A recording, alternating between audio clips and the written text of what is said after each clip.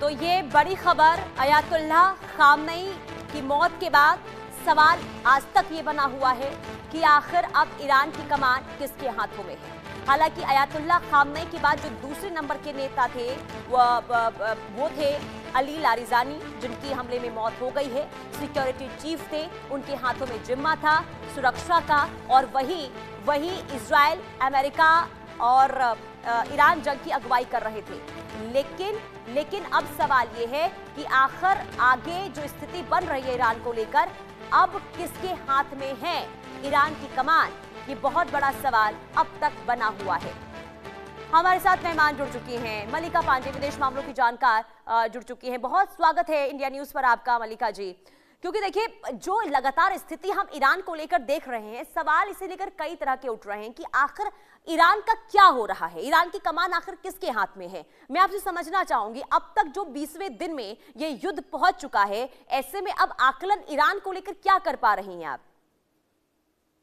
देखिए, जैसे जैसे युद्ध आज हम 20वें दिन में पहुंच चुके हैं। पिछले साल भी आपने देखा होगा, जब ऑपरेशन मिडनाइट हैमर था तो इनके मेजर जनरल सुलेमानी को मार दिया गया था।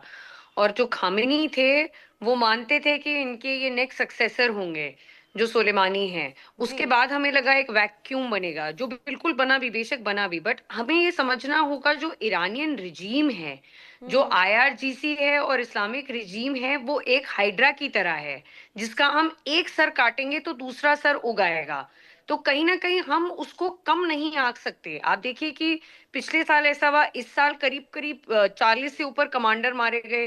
ब्रिगेडियर जनरल सुलेमानी को मार दिया, उसके बाद अली लारीजानी और उनके बेटे को मार दिया गया। और अली लारीजानी जो है, उनके जो बड़े भाई हैं, वो भी खामेनी के इंसाइडर माने जाते हैं। इनफैक्ट उनके फैमिली को कंपेयर किया जाता है, जैसे केनेडी का परिवार था, यूएस में पॉलिटिकली एक्टिव हम्म। परिवार था, उनको केनेडी ऑफ ईरान माना गया है। कहीं ना कहीं इनका परिवार बहुत इस्लामिक रिजीम का इंसाइडर माना गया है। जी। और अगर हम अली लारीजानी का बैकग्राउंड देखें, तो वो काफी ज्यादा प्रैग्मेटिक लीडर थे। मतलब वो फिलोसोफर थे, काफी स्टेट मीडिया के हेड थे, कल्चर मिनिस्टर थे, उसके बाद वो सिक्योरिटी हेड बने।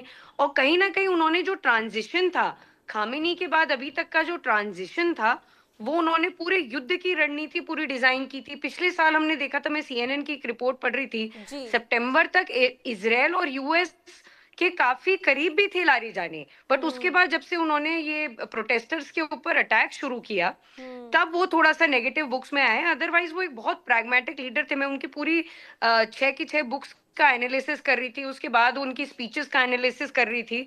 तो एक फिलोसफर थे, एक मैथमेटिशियन थे, और बहुत ही प्रैग्मेटिक लीडर थे। इनफैक्ट इसराइल के एक नेशनल न्यूज़पेपर ने भी 2-3 दिन पहले, उनकी मौत से 2-3 दिन पहले, बहुत बड़ा आर्टिकल छापा था, जिसमें उनकी प्रोफाइल के बारे में बताया गया था, और बताया गया था वो एक बहुत पावरफुल लीडर थे।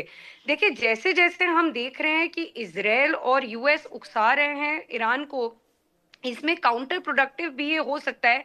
क्योंकि अब जो लारीजानी को रिप्लेस करेंगे, वो कोई आईआरजीसी के ही मेंबर होंगे कहीं ना कहीं। वो एक हम्म। आईआरजीसी के मेंबर्स क्या होते हैं, जो रिजीम के मेंबर्स हैं, वो कहीं ना कहीं बहुत ज्यादा कट्टरवाद हैं। तो वो उनको हम्म। रिप्लेस करेंगे, तो क्या होगा कि जो रणनीति है उसमें हम चेंज देखेंगे, जो एक कट्टरपंथी है उसमें हम चेंज देखेंगे। और लारीजानी जैसे प्रैग्मेटिक लीडर, जो एक चीफ नेगोशिएटर बन सकते थे, उसको कहीं ना कहीं इसराइल और अमेरिका ने एलिमिनेट करके एक बहुत बड़ी गलती की है। क्योंकि अब वो प्रैग्मेटिक लीडर कम बच गए हैं इस्लामिक रिजीम के पास, जी। और जो अब आते जा रहे हैं वो आईआरजीसी के मेंबर्स हैं। जी।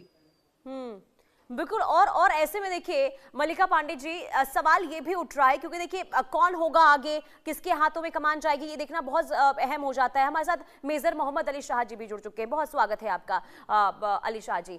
मेरा सवाल आपसे ये होगा, ये जो इस वक्त ईरान के अंदर हम लगातार देख रहे हैं कि जो बड़े नेता हैं, अब देखिए सिक्योरिटी चीफ तक की मौत इस हमले में हो गई है, कोई बड़ा चेहरा क्या अब आगे नजर आ रहा है कि आखिर कौन स्थिति ईरान की संभालता हुआ नजर आएगा? क्या समझ पा रहे हैं आप कि ईरान वाकई में पूरी तरीके से अब कमजोर होता हुआ नजर आ रहा है? अब आगे स्थिति ईरान को लेकर क्या बनती हुई नजर आ रही है? क्या लग रहा है कि ईरान अब आगे जो है विराम लगा पाएगा अपने पलटवार को लेकर?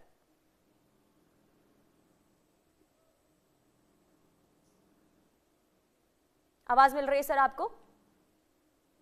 चलिए ठीक है, आपके पास आऊंगी मैं सर। सर आवाज आ रही है आपको मेरी?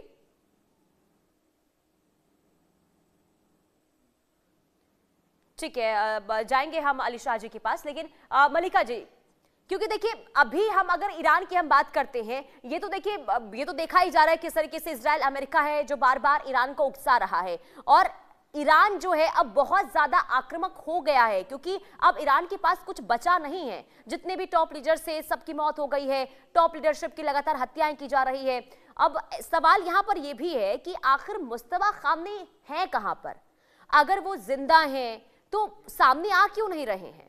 ये सवाल डोनाल्ड ट्रंप की तरफ से भी उठाया गया। हालांकि देखिए